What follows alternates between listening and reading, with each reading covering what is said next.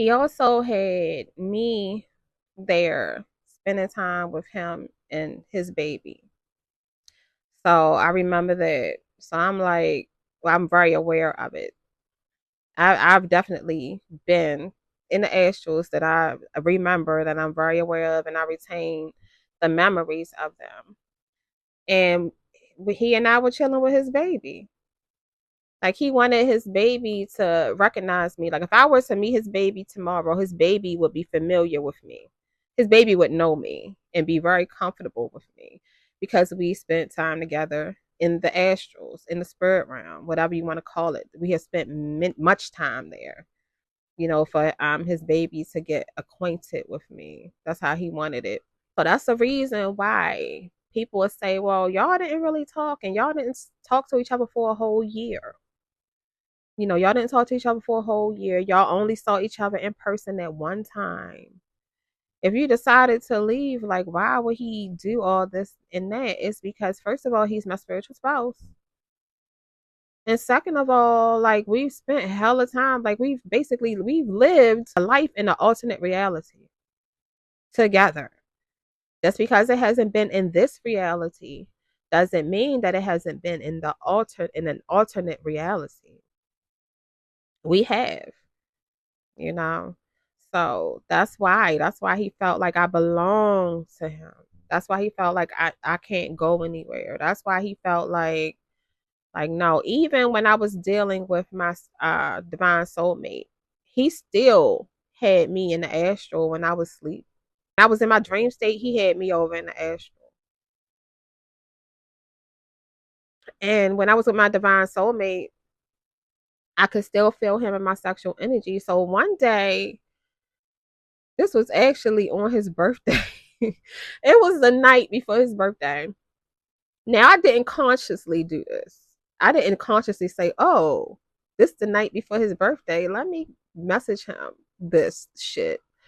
But I did it because he was doing too much. Like, I'm trying to focus on my divine soulmate. And this was like the middle of January. So his birthday, January 12th, January 11th, 2024.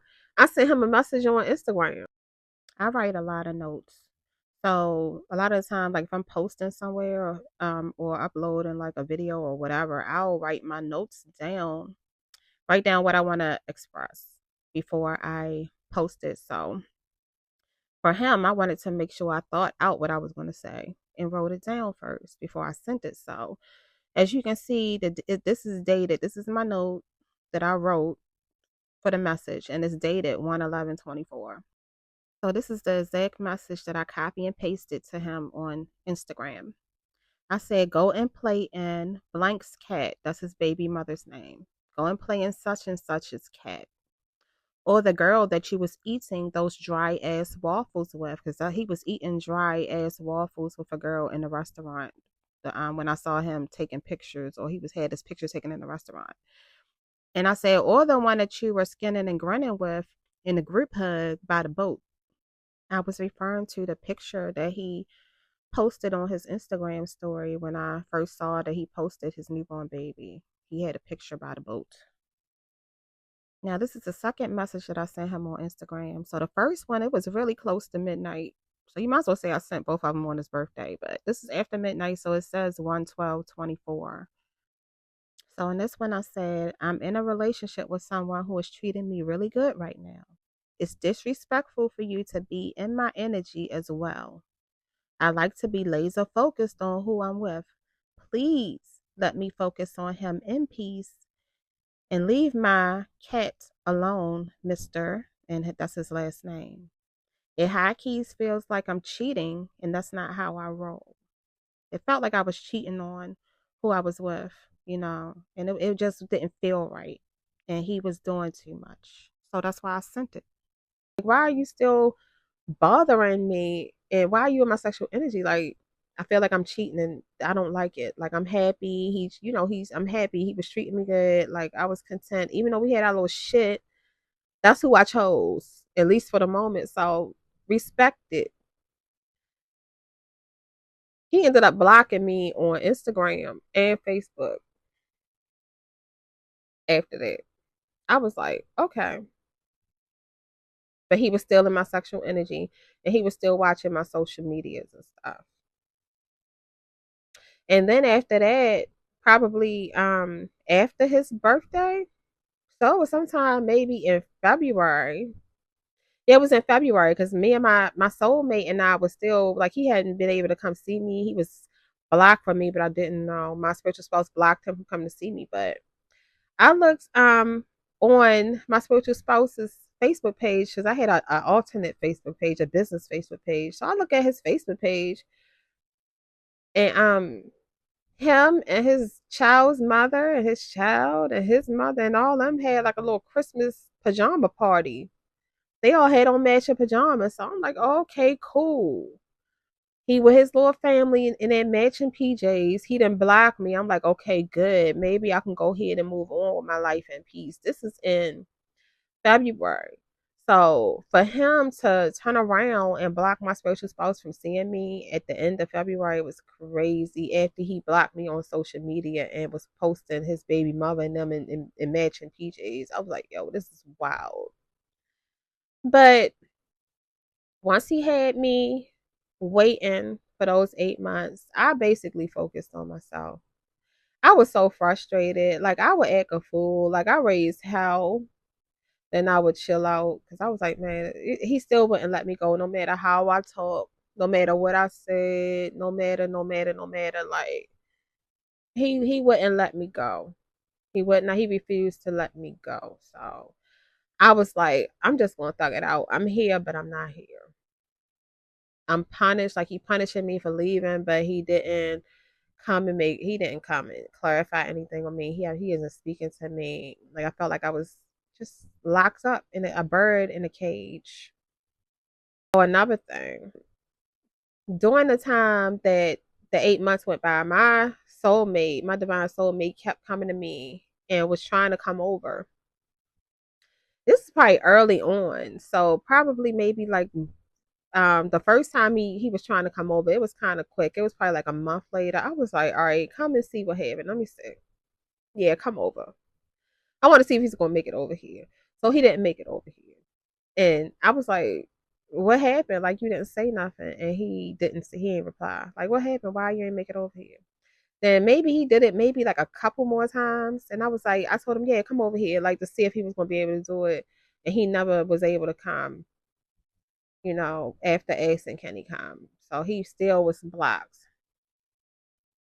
And then another time he was trying to come and I was like, no, like I ain't like forget it, forget it. He was still trying to come. He was still trying to come and see me, but I was like, no. He was like, I ain't right about that, right?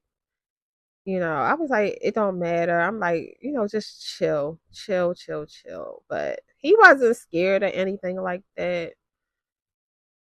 But it was a lot. It was a lot. After the 8 months was up, um, so leap day 2024 was the first time that the cord was cut. Me and my divine soulmate stayed in touch. We stayed in touch. He was free to do what he wanted to do. I was like, you ain't gotta wait for me. I'm over here locked over here with locked with him. So do what you want to do. Like he was free to do him. And we kept in touch. And one night, well, really, it was a time frame where I kept seeing um that the energy was moving again because it felt very stiff, stuck, and stagnant most of the 8 months. But like towards the end of the 8 months, I started feeling like stuff was moving again. Like I would see something somewhere and simultaneously I see it somewhere else. Like I could tell that shit was aligned and then shit was moving. So one day me and my divine soulmate was texting and I said it in a text. I was like, oh, because he had sent a song to me and I was folding clothes or something, and I was watching YouTube tarot readings, and in the song that he sent to me, the lady, one of the readings had the title, like what he said, what the song was about in the title. I was like, look at this. I was like, it's moving, it's moving. It's like that's one of the ways I can see when energy moving and shit starting to progress. Like I could see like signs of it repeating signs. We didn't see each other up until the end of September of 2024. Once I started seeing that the energy was moving, I could feel it too. I told him, and we saw each other ASAP. So that's when he was finally able to make it over to my house. We were able to see each other. That's when I finally felt like I was free, like I was able to move again. Because before then, I was like under his thumb. I was under his control. He had me in a chokehold, in the physical and in the astrals. Like that man had total control over my life. But once I was able to see my divine soulmate again, I was like, good, he made it over here. I didn't think he was gonna make it, but he made it over here, and I was like, oh, I can't keep my hands off of him. Like literally. Not just sexually, but he was laying in the bed and literally I kept my hands on him. I kept touching him, like rubbing on him, touching him, like, oh my God, he here, whatever. I was so happy to see him. But yeah, I was locked down for 8 months, and that didn't stop him from not wanting to let me go. If anything, that pissed him off. That pissed him off. Now, during the 8 months, it was like I had roller coaster emotions because in my mind, I wanted to be free.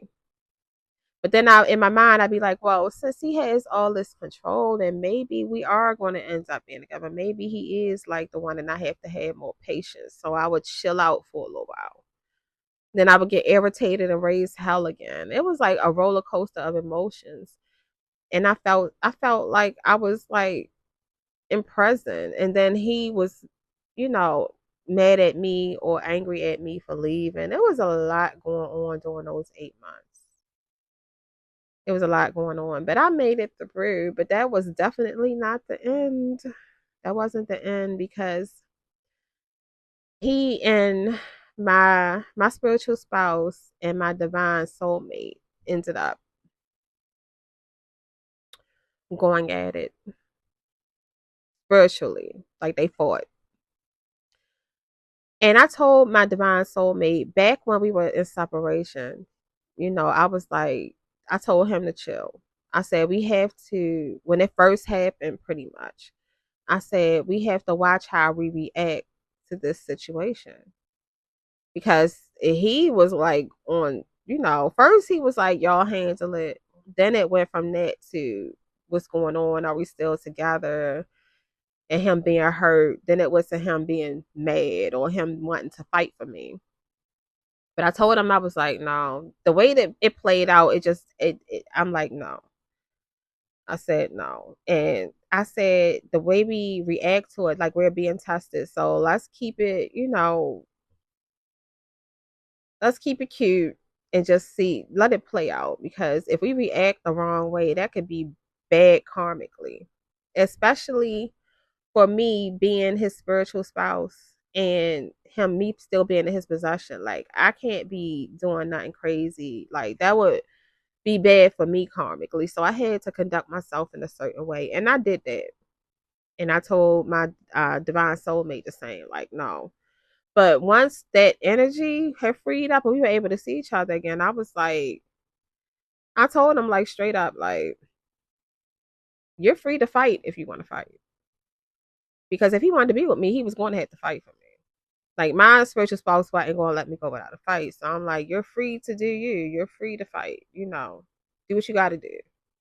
You're free to protect what's yours. Like you want me to be yours, protect what's yours. If you want to have me and him not take me, then you have to be able to fight to keep me. So I gave him the green light on that. And they ended up, doing what they had to do. But I'm not really privy to how that really went or exactly what happened during that time. That was pretty much between men, and I stay out of men's business.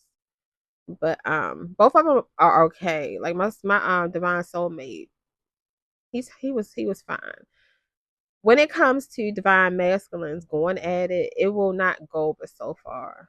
Like us divine beings can't go but so far with one another. Not saying that it won't get dirty or get violent or whatever, but it won't go like to the extremes, you know.